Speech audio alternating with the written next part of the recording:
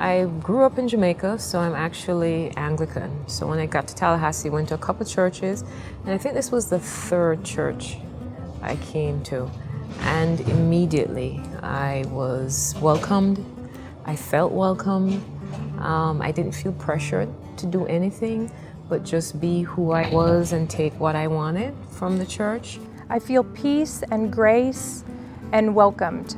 I feel like it's home and family. The minute I walk in, there's a sense of warmth. It's just a warm environment that makes you feel really welcome and makes you feel like you just belong there. When I'm here, it is just very peaceful. You hear the word. It is simplistic, but it is relevant. And I know when I leave church on Sunday, regardless of what life brings me throughout the week, and it will be tough sometimes, I just take a breath and I know things will be okay.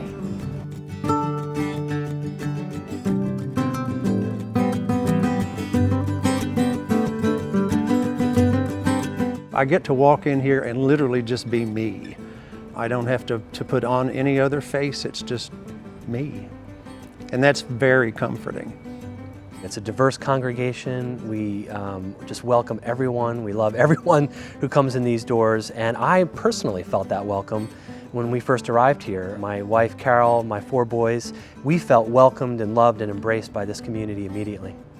People were welcoming, we loved the worship, and we knew from the start this was a special place. It is just a beautiful place. It's a place where you can really feel God's presence and you can be at peace here. It feels prayed in, it feels holy. This is a holy place. In a busy city, this is an oasis of spirituality and connection to God and other people. That's very, very special.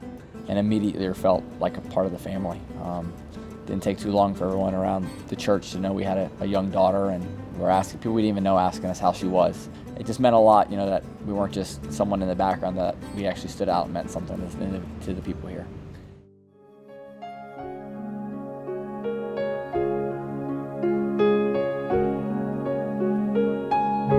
It really does feel like everybody's happy to have you there and happy to see newcomers when they come and welcome everybody in wherever they may be. There are always going to be questions that aren't being answered. I think St. John's is a place where you can come and ask those questions and not feel guilty about it. It's an openness, it's an understanding of people, it's an understanding that not everyone can always do everything all the time. There's never any kind of guilt for missing church. There is at all times a leader of this church that is here to welcome you, whether it's your first day or you've been here your entire life. When I look down from that pulpit, I see individuals and a congregation.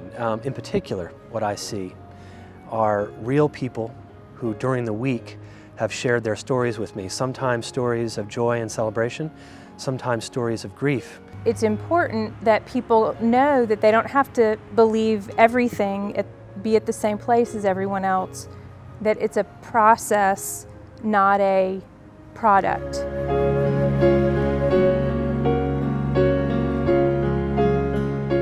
What we encourage here are families growing together in faith. And adults, of course, have to set that example. But there are opportunities here for intergenerational learning. And so you'll have parents, sometimes grandparents, and their children all working together on a service project or during a Sunday school class. It's exciting to see that. I think the intergenerational diversity here is amazing. My husband and I were looking for a church home, and we had 3 daughters, and we decided this would be a great place to raise them. And it's fun for them to have friends that are, babies and also grandparents, so it's a good feeling. It's the perfect place for me because there's so many opportunities to volunteer, and there are a lot of social activities too, so you can really, if you want to, come in here and make a lot of friends and be an integral part of the church family. The church family here is a family. There are young people, older people, there are people in different stages of their lives. We want our family to be surrounded with a church family that enriches our children's lives in all of those different ways. And it's hard to find that, but we've found it at St. John's. I'm here every day. I'm here every day. If I'm not eating in our wonderful, lively cafe, I'm on Altar Guild, I'm fixing things, I'm just taking a part in as much of it as possible. I'm retired, and I wanted to do something to volunteer my time, and this gave me a real purpose.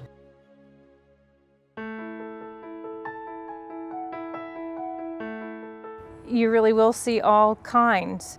We're a downtown church, 24 hours a day, 7 days a week. Somebody's here. We serve the people who walk in the door. That's what we're here for.